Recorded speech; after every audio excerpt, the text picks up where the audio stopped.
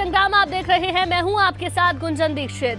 उत्तराखंड सरकार की कैबिनेट की बड़ी बैठक हो रही है। बैठक में कैबिनेट मंत्री गणेश जोशी, हरक सिंह रावत, बिशन सिंह चुफाल, इसके अलावा रेखा आर्य, सुबोध उनियाल व अन्य मंत्री मौजूद हैं। मुख्यमंत्री पुष्कर सिंह धामी की अध्यक्षता में सचिवालय में कैबिनेट की बैठक हो रही है। कैबिनेट बैठक में कोविड के बढ़ते मामलों को लेकर सरकार कड़े निर्णय ले सकती है। शीतकालीन अवकाश के बाद खुल रहे स्कूलों में छात्र छात्राओं की उपस्थिति सीमित रखने के साथ सार्वजनिक स्थानों पर भीड़भाड़ कम रखने के लिए भी प्रस्ताव रखे जा सकते हैं। पेयजल कर्मियों का वेतन कोषागार से देने और पेंशन का प्रकरण भी कैबिनेट के समक्ष रखा जा सकता है। तो कैबिनेट की बैठक हो रही है। बैठक में कई फैसले लिए जा सकते हैं। शीतकालीन अवकाश के बाद स्कूलों में छात्र छात्राओं की उपस्थिति को लेकर भी फैसला लिया जा सकता है। सार्वजनिक स्थानों पर जिस तरीके से भीड़भाड़ हो रही है उसको लेकर भी कई प्रस्ताव रखे जा सकते हैं। पेयजल कर्मियों का वेतन कोषागार से देने और पेंशन का प्रकरण भी कैबिनेट के समक्ष रखा जा सकता है। तो सचिवालय में धामी कैबिनेट की बड़ी बैठक चल रही है और बैठक में कई प्रस्तावों पर मोहर भी लग सकती है। पंकज हमारे संवाददाता ज्यादा जानकारी के साथ फोन लाइन पर जुड़ गए हैं। पंकज, कैबिनेट की बैठक चल रही है, अभी कोई जानकारी बैठक को लेकर क्या अहम प्रस्ताव हो सकते हैं? बिल्कुल गुंजन, देखिए अभी तकरीबन आधे घंटे करीब हुआ है कैबिनेट बैठक को शुरू हुए और उसमें कई प्रस्ताव हैं जो आज कैबिनेट में किए जाने हैं। तकरीबन दो दर्जन से करीब मामले हैं जो आज कैबिनेट की बैठक में लाए जाने हैं। इसमें सबसे महत्वपूर्ण है कि जो कोविड को लेकर जिस तरह की आज भी 505 मामले आए हैं उसको लेकर किस तरह की पाबंदियां उत्तराखंड में लगाई जानी है, उससे संबंधित कुछ चीजें आज कैबिनेट में डिस्कस होंगी। उसके बाद सरकार तय करेगी किस तरह की पाबंदियां उत्तराखंड में लगाई जाए, क्योंकि मामले लगातार बढ़ रहे हैं। दूसरा, पेयजल निगम कर्मचारियों की हड़ताल कई दिनों चल रही थी, उनका ट्रेजरी से वेतन का मामला था, वो कैबिनेट बैठक में आज संभवतः आ सकता है। और भी कई विभागों की जो नियमावली है उनमें संशोधन के प्रस्ताव हैं। इसके अलावा कई विभागों में जो खाली पद पड़े हैं उनको भरने को लेकर भी उसमें कैबिनेट में फैसले हो सकते हैं। इस तरह से तकरीबन 2 दर्जन के करीब मामले हैं आज जो कैबिनेट में आएंगे। तकरीबन 7 बजे के बाद तक ये कैबिनेट बैठक चलेगी। उसके बाद ये साफ हो पाएगा कि सरकार ने किन किन मुद्दों पर मोहर लगाई है कैबिनेट के माध्यम से। ठीक है, बहुत बहुत शुक्रिया पंकज आपका तमाम जानकारी के लिए। तो कैबिनेट की बैठक चल रही है। बैठक में कोरोना को लेकर बड़ा फैसला हो सकता है। इसके अलावा कई और अहम प्रस्ताव हो सकते हैं जिन पर आज मोहर लगे। नैनीताल से बड़ी खबर, जहां कोरोना के बढ़ते खतरे को लेकर हाईकोर्ट अब सख्त हो गया है। कोरोना के खतरे के बीच विधानसभा चुनाव को लेकर जवाब मांगा है। हाईकोर्ट ने चुनाव आयोग से जवाब दाखिल करने के लिए कहा है। वर्चुअल रैली के साथ ही वर्चुअल वोटिंग का विकल्प रखने के लिए भी कहा गया है। 12 जनवरी तक चुनाव आयोग को जवाब दाखिल करना है। नैनीताल हाईकोर्ट ने वकील शिव भट्ट की याचिका पर सुनवाई करते हुए चुनाव आयोग से जवाब तलब किया है। हाईकोर्ट ने कोरोना और ओमिक्रॉन के बढ़ते खतरे के बीच विधानसभा चुनाव कराने को लेकर जवाब मांगा है। याचिकाकर्ता ने अपनी याचिका में प्रदेश में कोरोना पॉजिटिविटी रेट 0.11 से बढ़कर करीब 1.90% होने की बात कही है। अब इस मामले में चुनाव आयोग को 12 जनवरी तक अपना जवाब देना है। इलेक्शन कमीशन ऑफ इंडिया को डायरेक्शन दी है कि वर्चुअल रैलीज करें का ऑप्शन रखें और एक वर्चुअल वोटिंग, ऑनलाइन वोटिंग का ऑप्शन रखें, ताकि जो कोरोना केस बढ़े ना। और 12 तारीख को इसके बारे में बताएं कोर्ट में कि आपने क्या डिसाइड किया है, whether you are going for virtual rallies और वर्चुअल वोटिंग। देहरादून से खबर, जहां विधानसभा चुनाव के लिए अंतिम मतदाता सूची जारी की गई है। मुख्य निर्वाचन अधिकारी सौजन्य ने लिस्ट को जारी किया है। 1 जनवरी 2022 की पात्रता के आधार पर लिस्ट को जारी किया गया है। प्रदेश में कुल 81,43,922 मतदाताओं की सूची जारी की गई है। प्रदेश में कुल 42,24,288 पुरुष मतदाता है। महिला मतदाताओं की बात करें तो इनकी संख्या 39,19,334 है। कुल मतदाता केंद्रों की संख्या में 11,647 के करीब है। तो 2022 के लिए चुनाव आयोग अब पूरी तरीके से तैयार है। जो मतदाता हैं उसकी पूरी सूची तैयार कर ली गई है। 1 जनवरी 2022 की पात्रता के आधार पर लिस्ट तैयार कर ली गई है और उस लिस्ट के हिसाब से अगर देखें तो प्रदेश में जो कुल मतदाताओं की संख्या है वो 81,43,922 है। पुरुष मतदाताओं की संख्या 42,24,288 है। महिला मतदाताओं की संख्या 39,19,334 है।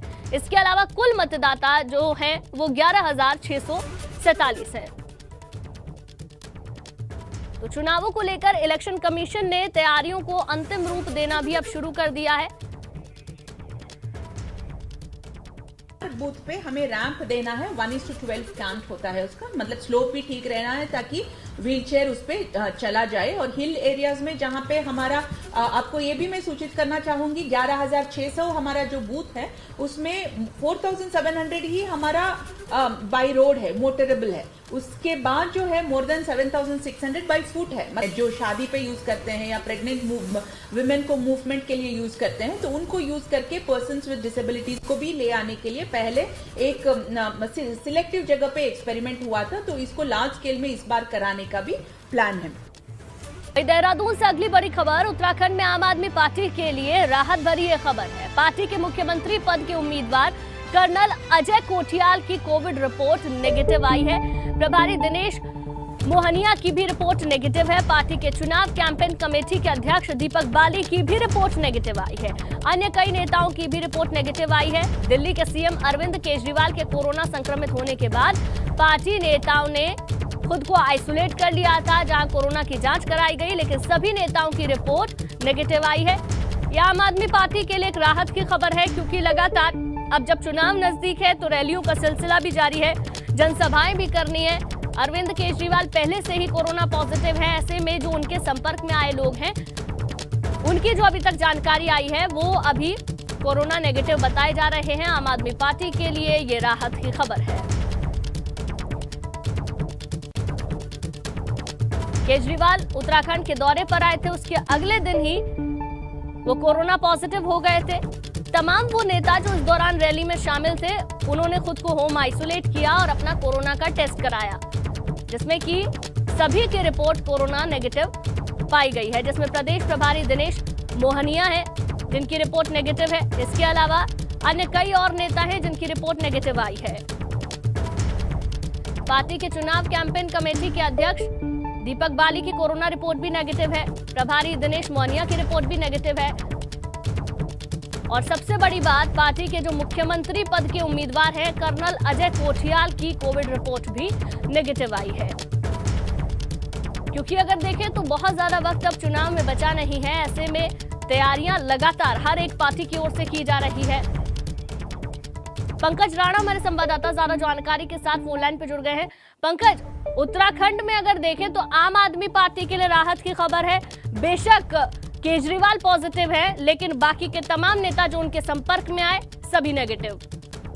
बिल्कुल गुंजन, देखिए आम आदमी पार्टी के नेताओं के लिए हम राहत बड़ी खबर कहेंगे और आम आदमी पार्टी के लिए भी राहत बड़ी खबर करेंगे, क्योंकि अब आगामी जो तमाम कार्यक्रम थे वो पार्टी ने स्थगित कर दी थे नेताओं की वजह से, लेकिन अब फिर से जो पार्टी के कार्यक्रम है वो शुरू किए जा सकेंगे। लेकिन इसमें एक महत्वपूर्ण बात यह है कि दूसरे जो अन्य नेता हैं उनकी कुछ रिपोर्टें अभी आना बाकी है।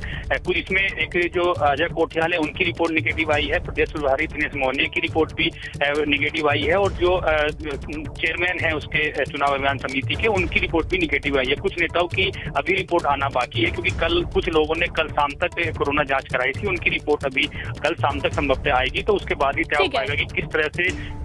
ठीक है पंकज, बहुत बहुत शुक्रिया आपका तमाम जानकारी के लिए।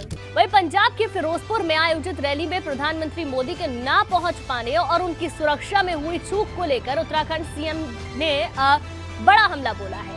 सीएम दामी ने ट्वीट कर लिखा, पंजाब में कांग्रेस ने एक बार फिर अपनी ओछी राजनीतिक मानसिकता का परिचय दिया है। जिस प्रकार से प्रधानमंत्री की सुरक्षा के साथ समझौता हुआ और लोगों को अपने प्रिय नेता को सुनने आने के लिए रोका गया, ये पूरी तरह से अलोकतांत्रिक और निंदनीय है। कांग्रेस के नेता अपनी जिम्मेदारियां तो बहुत पहले ही भुला चुके थे और अब मुख्यमंत्री चरणजीत सिंह चन्नी ने फोन तक ना उठाकर नैतिकता और मर्यादाओं को तार तार कर संघीय व्यवस्था का भी अपमान किया है। अगर उन्हें लगता है कि वो इस प्रकार के प्रपंच कर प्रदेश की जनता को भाजपा और विकास से दूर कर लेंगे, तो उनका अनुमान गलत है। कि बेटी प्रधानमंत्री जी की सुरक्षा में इतनी बड़ी चूक कर सकती है, इतना बड़ा खिलवाड़ कर सकती है और इतनी बड़ा मैं कहूँगा कि एक नाटक कर सकती है, ये पूरे लोकतंत्र के लिए बहुत शर्म की बात है। और ये जो कांग्रेस पार्टी का इतिहास रहा है, इन्होंने हमेशा देश के लोकतंत्र को समाप्त करने का काम किया, चाहे देश के अंदर आपातकाल लगाने का इन्होंने जो काम उस समय में किया हो, चाहे आज जो माननीय प्रधानमंत्री जी के साथ उनके सुरक्षा में जो घोर लापरवाही बरती गई है और मुख्यमंत्री जी ने जिस प्रकार से वहाँ पर किसी का फ़ोन उठाना भी मुनासिब नहीं समझा, ये निश्चित रूप से पूरे उत्तराखंड के लोग इसकी घोर निंदा करते हैं। उत्तराखंड में भाजपा एक बार फिर सत्ता पर काबिज होना चाहती है और इसके लिए उसके दिग्गज रणनीतिकार एड़ी चोटी का जोर लगा रहे हैं। लेकिन प्रदेश सरकार के मंत्री और विधायक लोगों से अपने काम के नाम पर नहीं बल्कि मोदी नाम पर वोट अपील करते हुए सुने जा रहे हैं। रिपोर्ट देखिए आप।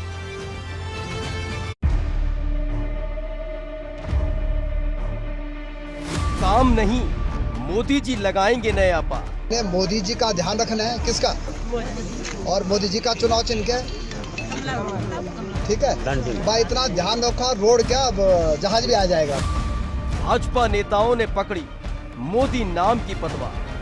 तो बटन कहाँ दबाना है? कमल के। और क्यों दबाना है सुना? इसलिए बटन दबाना है कि मोदी जी आज जो है अपने जितने युवक मंगल दल के हमारे बच्चे हैं गांव में, उनके लिए क्रिकेट की किट देने के लिए मैं आ रखा हूं। उत्तराखंड में अगले साल चुनाव होने हैं। पीएम मोदी से लेकर अमित शाह जैसे रणनीतिकार दोबारा जीत हासिल करने के लिए प्रदेश में ताकत झोंक रहे हैं। हर रैली, हर जनसभा से प्रदेश सरकार और मंत्रियों के विकास कार्यों की गाथा गाई जा रही है। लेकिन चुनावी समर में जब स्थानीय विधायक अपने क्षेत्रों में जा रहे हैं तो उनके पास मोदी नाम के अलावा कुछ नहीं है। ये हम नहीं कह रहे, बल्कि उत्तराखंड के मंत्री धन सिंह रावत खुद लोगों से कहते सुनाई दे रहे हैं। गांव की माताएं, बहनें और सभी युवा साथियों, एक तो मोदी जी का धन्यवाद है कि अब चौथान का कोई भी गांव ऐसा नहीं कि जहां रोड नहीं जाए।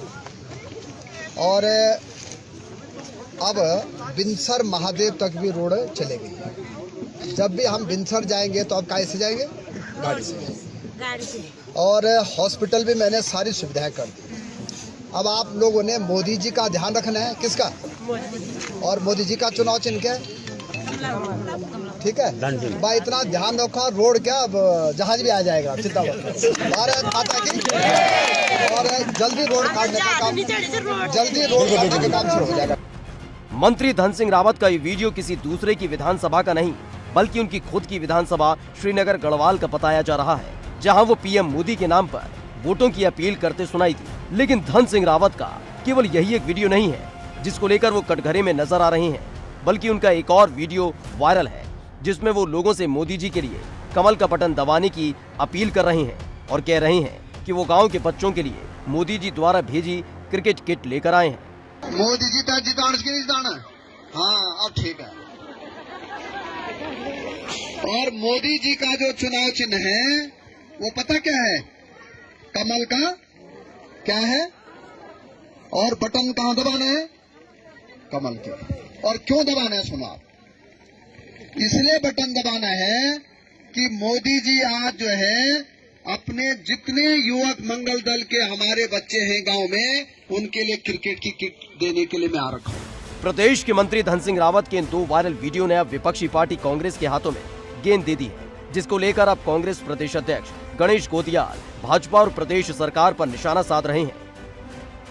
ये चुनाव मुख्यमंत्री बनाने के चुनाव हैं, ये चुनाव राज्य की सरकार बनाने के लिए चुनाव है, ये चुनाव केंद्र का चुनाव नहीं है।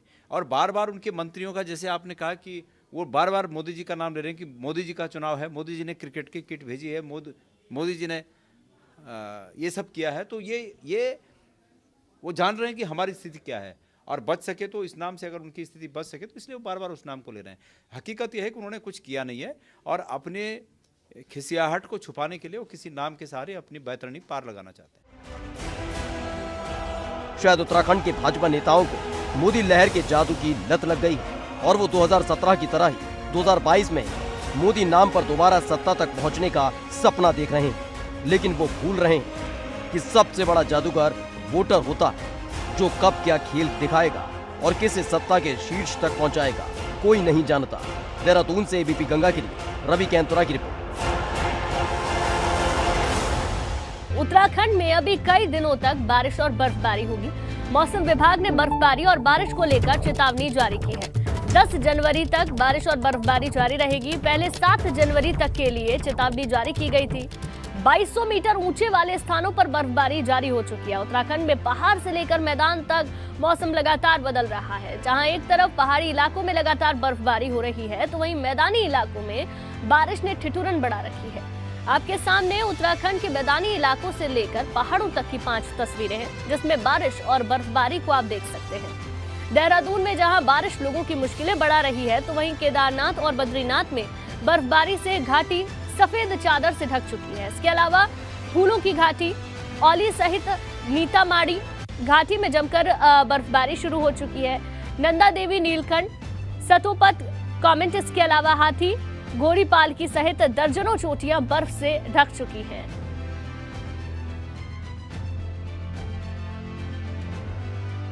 उत्तराखंड के लिए मौसम की बात करें, आज 5 तारीख जनवरी की हो गई है और आप देख रहे हैं कि प्रदेश में जो बारिश का सिलसिला वो शुरू हुआ है। एक जो पश्चिमी विक्षोभ निकल रहा है, उसकी वजह से आज प्रदेश में ज़्यादातर जगहों में हल्की से मध्यम बारिश और साथ साथ जो बर्फबारी है, जो हमारे 2200 या 2500 मीटर और उससे अधिक ऊंचाई के जो क्षेत्र हैं, तो उसमें हल्की से मध्यम दर्जे तक की बर्फबारी भी वो भी देखने को। समाज की जानी मानी महिला हस्तियों और मुस्लिम महिलाओं की नीलामी वाली तस्वीरें पोस्ट कर सुर्खियों में आई बुली बाई ऐप का कनेक्शन उत्तराखंड से भी जुड़ा है। मुंबई पुलिस ने उत्तराखंड से 2 गिरफ्तारियां भी की हैं, जिसमें से कक्षा 12 की छात्रा बुली ऐप की मास्टरमाइंड बताई जा रही है।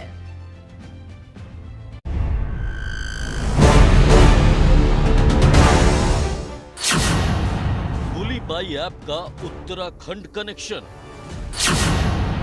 बुली बाई ऐप से लगाई गई महिलाओं की बोली।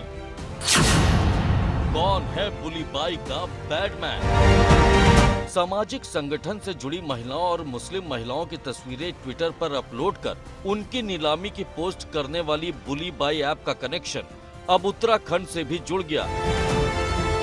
उत्तराखंड में मुंबई की साइबर सेल पुलिस ने ताबड़तोड़ छापेमारी कर 2 लोगों को गिरफ्तार किया है, जिसमें पहली गिरफ्तारी रुद्रपुर के आदर्श नगर कॉलोनी से श्वेता सिंह नाम की युवती की हुई है, जबकि दूसरी गिरफ्तारी कोटद्वार के नींबू चौड़ के रहने वाले 21 साल के युवक मयंक रावत की हुई है। बुली बाई ऐप के जरिए मुस्लिम महिलाओं की बोली लगाई जा रही थी, खासकर वो महिलाएं जो अलग अलग क्षेत्रों में सक्रिय हैं और तमाम मुद्दों पर मुखर होकर अपनी आवाज उठाती रही हैं।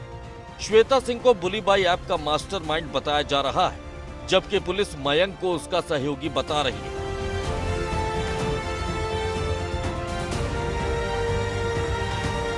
बुली बाई ऐप के मामले में 1 जनवरी से मचे बवाल के बाद मुंबई पुलिस ने श्वेता सिंह और मयंक रावत को गिरफ्तार किया है। बुली ऐप मामले में मास्टरमाइंड मानी जा रही 18 साल की श्वेता सिंह 12वीं की छात्रा, जबकि मयंक रावत दिल्ली के जाकिर हुसैन कॉलेज में बीएससी का छात्र है। आरोप है कि इसी ने मुस्लिम महिलाओं की तस्वीरें उनकी बिना इजाजत के बुली बाई ऐप पर अपलोड कर नीलामी की थी।